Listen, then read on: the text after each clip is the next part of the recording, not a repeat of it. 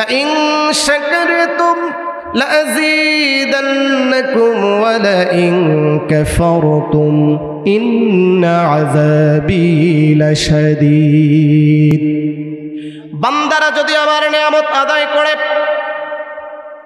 আমার দেওয়া অনুগ্রহ দয়া নিয়ামতগুলোকে শুকরের মধ্য দিয়ে, সাজদার মধ্য দিয়ে আমার প্রশংসায় মেতে উঠে আমি আল্লাহ রাব্বুল আলামিন বেশি বেশি করে আমার বান্দার নিয়ামত বাড়াইয়া দেব।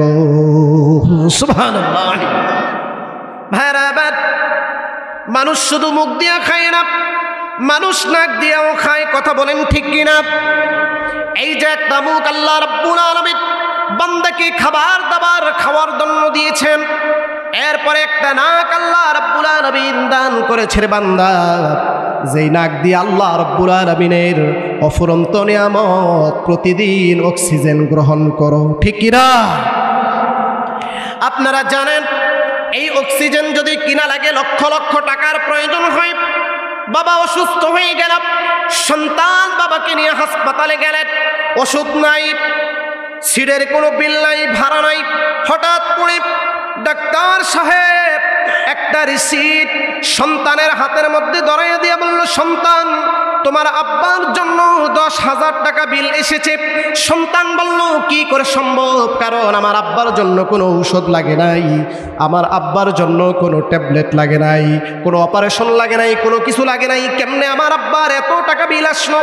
ডাক্তার সাহেব জানাইয়া দিল, তোমার আব্বার ঔষধ লাগে নাই ঠিক, ট্যাবলেট লাগে নাই ঠিক, ক্যাপসুল লাগে নাই ঠিক, কিন্তু তোমার আব্বা আমাদের হসপিটালে অক্সিজেন গ্রহণ করেছে।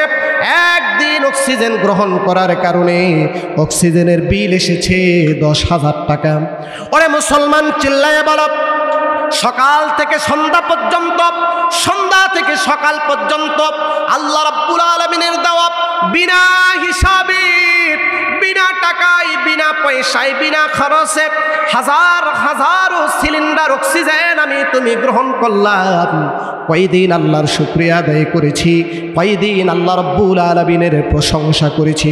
এই জন্য রাব্বে কারীম বলেন, বান্দারা যখন আমার প্রশংসা করবে, আমার শুকর আদায় করবে, আমি রাব্বুল আলামিন বান্দার নিয়ামত বাড়াইয়া দেব। জোরে বলেন সুবহানাল্লাহ। নিয়ামত বাড়াইয়া দিতে পারে কে? আওয়াজ দিয়ে বলো মুসলমান, কে পারে? আর বান্দারা যদি আল্লাহর নিয়ামতের নাফরমানি করে, বান্দারা যদি আমার সঙ্গে কুফরি করে, আমার দেয়া নিয়ামতের অস্বীকার করে, আমার সঙ্গে প্রতারণা করে, শুধু নিয়ামত ছিনাইয়া নিব তা নয়, আমি আল্লাহ রাব্বুল আলামিন বান্দার জন্য জাহান্নাম রেখে দিয়েছি। নাউযুবিল্লাহ। মুসলমান চিল্লায় বলো, জাহান্নামে যেতে চাই আমরা কেহু? তাহলে আজকে এই যে দক্ষিণ তুর্কি যুব সমাজ, ও আল্লাহ রাব্বে কারীম, আমার যে সমস্ত যুবক ভাইরা, এই কথা বলবে না,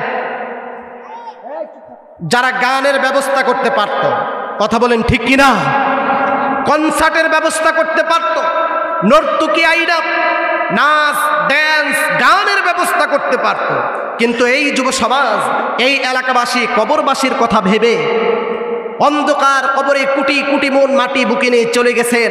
পূর্বপুরুষগণ, আব্বা আম্মা, দাদা দাদি, নানা নানি, তাদের কথা স্মরণ করে এই যুব সমাজ, এই তুর্কির এলাকাবাসী বিশাল বড় ওয়াজ ও দোয়ার মাহফিল দিয়েছে। এই মাহফিল দিয়েছে, আমরা এসেছি, আসতে পেরে খুশি না বেজার? মুসলমান চিল্লায় বলো, খুশি না বেজার? এই জন্য জোরে সোরে আওয়াজ দিয়ে বলি আলহামদুলিল্লাহ। আল্লাহর দরবারে দোয়া করুন, রব্বে কারীম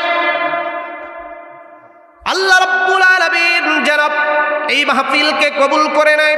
এই মাহফিলের উসিলায় কিয়ামতের ময়দানে কোনো আমলও যদি না থাকে, দোয়া করবেন রব্বে কারীম তুর্কির যুব সমাজ ও এলাকাবাসী মিলে ঝিলে যেই বিশাল বড় ওয়াজ ও দোয়ার মাহফিলের আয়োজন করেছি, রব্বে কারীম কোনো আমলও যদি কবুল না হয়, এই বিশাল বড় মাহফিলকে উসিলা করে কিয়ামতের ময়দানে আমাদের আব্বা আম্মা, দাদা দাদি, নানা নানি, ভাই বোন, আত্মীয় স্বজন সবাইকে মেহেরবানি করে জান্নাত নসিব করে দিও। বলেন আমিন।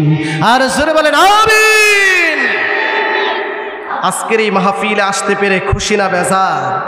লক্ষ কোটি শুকরিয়া জ্ঞাপন করছি সেই মহান মানিবের দরবারে যে আল্লাহ সুবহানাহু ওয়া তাআলা আমাদেরকে এই শাবান মাসে মাহে রমজানের অপেক্ষায় অপেক্ষমান হয়ে তুর্কির এই যুব সমাজ তাদের উদ্যোগে কবরবাসীর রুহের মাগফিরাত কামনায় বিশাল বড় মাহফিলে আসার তৌফিক দিয়েছেন।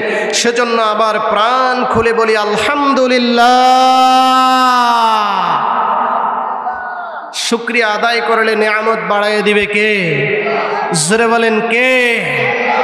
দুনিয়ার কেউ আপনার নিয়ামত বাড়ায় দিতে পারবে? আপনার ভাগ্যের পরিবর্তন করতে পারবে?